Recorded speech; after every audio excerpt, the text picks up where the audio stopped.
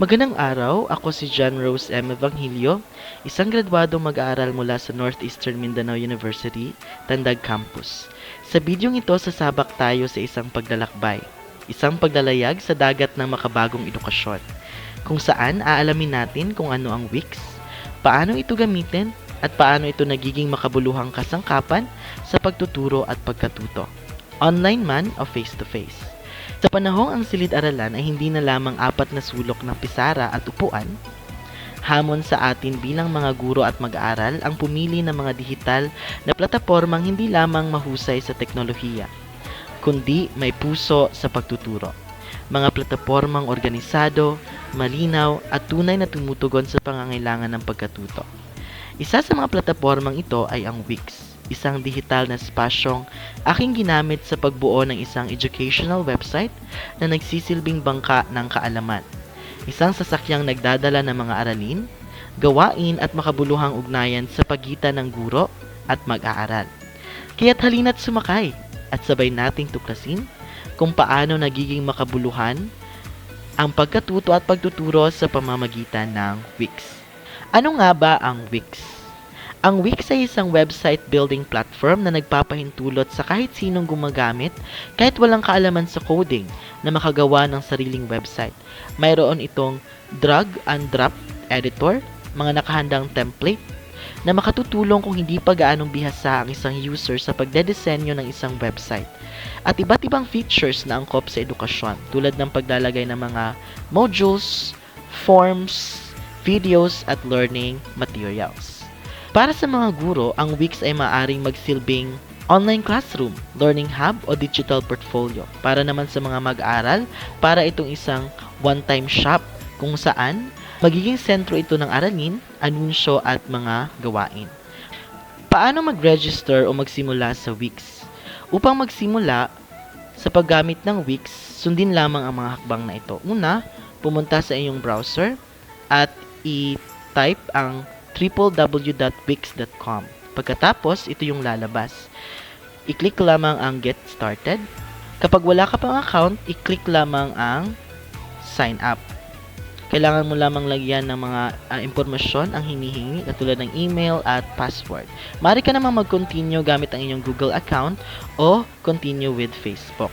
Sa akin, dahil meron ng ako account, ilalagay ko na lamang ang aking email. Kapag tapos ka na mag-sign up, merong katanungan na lalabas. Tatanungin ka ng Wix kung para saan ang iyong paggamit sa website. Ilagay lamang o piliin lamang ang education o teacher, depende sa iyong layunin. Kapag nakapag-sign up ka na, mapupunta ka sa isang page kung saan maaari kang pumili ng mga template o magsimula gamit ang isang blank site. So kung makikita mo dito, meron ditong create new site. At makikita nyo rin dito sa aking account na meron akong mga nabuong mga website.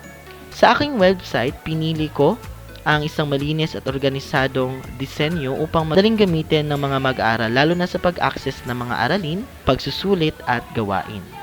Paano ba gumawa ng isang gawain pampagtuturo sa Wix? Dito sa editor, halimbawa ng website na aking binuo, halimbawa gagawa tayo ng isang learning activity.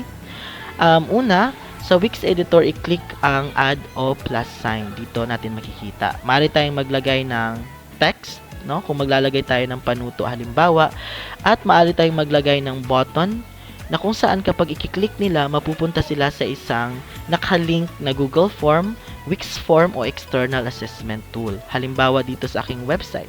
Kapag i-click ang content, may mga lalabas na mga sub-pages. Kung titinan, meron dito mga pagsusulit at kapag i-click nila ang pagsusulit, meron silang mga maaring buksan. Nakadepende pa rin sa iyo kasi ang pagsusulit na ito ay nakalink sa Google Form. So, ang accepting of responses ay nakadepende sa iyo kung kailan mo papasagutan ang iyong pagsusulit. Halimbawa, ito. Maaari ka mag-integrate ng mga PDF modules, gumamit ng Wix Forms para sa attendance, quizzes, o feedback katulad dito sa contact. Maaari silang maglagay ng kanilang mga detalye at mga katanungan o mga mensahe na gustong ipabatid sa iyo bilang guro. Sa ganitong paraan, nagiging interaktibo at organisado ang mga gawain at madaling masusubaybayan ng mga guro ang partisipasyon ng kanilang mga mag-aaral. Maraming mga features ang Wix na makatutulong sa pagtuturo at pagkatuto. Narito ang iilan. So balik tayo sa Wix website editor. So kung makikita nyo dito sa editor, una, meron tayong section o bahagi para sa add elements dito sa plus sign sa ibabaw. Dito, maaari tayong mag-add ng iba't ibang mga elements, text, image, button, strip, decorative box, gallery, at iba't iba pang mga elements na maaari nating magamit sa ating pagtuturo o maaring ma-access ng mga mag-aaral. Halimbawa dito sa image o text, maaari mo itong piliin kapag ikaw ay maglalagay ng mga panuto at mga anunsyo.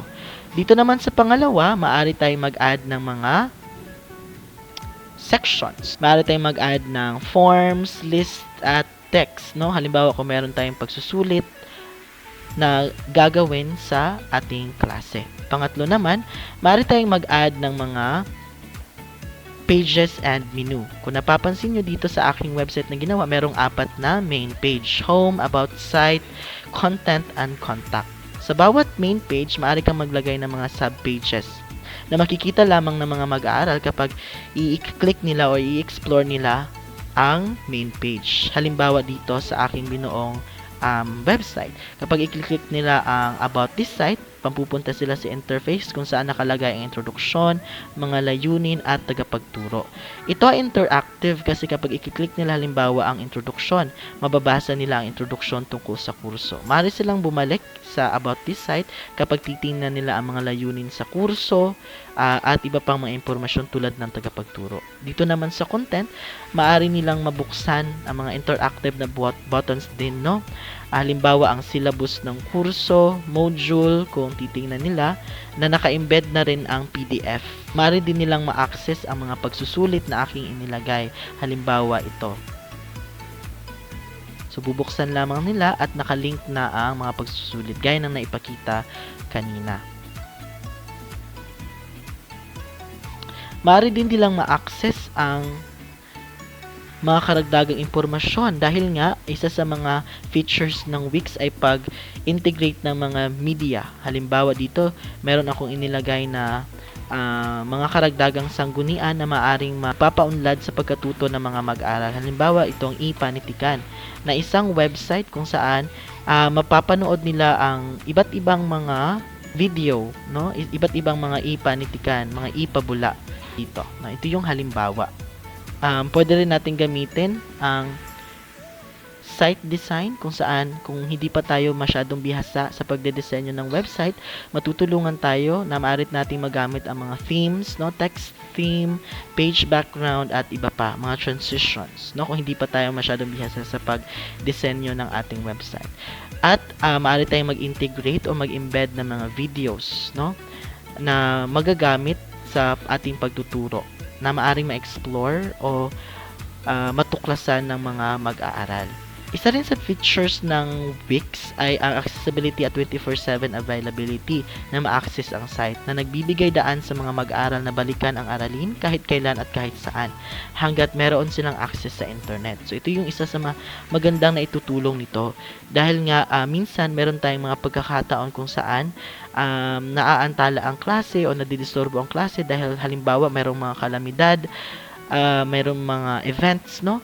Nakatutulong ang website o ang Wix upang maipagpatuloy pa rin ang pag-aaral ng mga mag-aaral hanggat meron silang access sa internet. Pampito, kung napapansin nyo dito, meron tayong integrated na rin o embedded na rin ang AI sa Wix editor. Ibig sabihin, meron tayong magiging katuwang kapag tayo ay nag-i-edit ng ating website. Sa kabuuan, ang Wix ay hindi lamang isang website builder, kundi isang makapangyarihang kasangkapan sa edukasyon. Kapag ginamit ng tama, nagiging tulay ito ng guro at mag-aaral. Isang espasyo kung saan nagtatagpo ang kaalaman, teknolohiya at malasakit. Bilang mga guro, responsibilidad nating gawing makabuluhan ang pagkatuto sa anumang plataforma. At gaya ng ipinakita ko ng aking website, posible ang edukasyong organisado, bukas at may puso. Maraming salamat sa panunood at naway magsilbi ang Wix bilang katuwang ninyo sa makabagong pagtuturo at pagkatuto. Maligayang pagtuklas!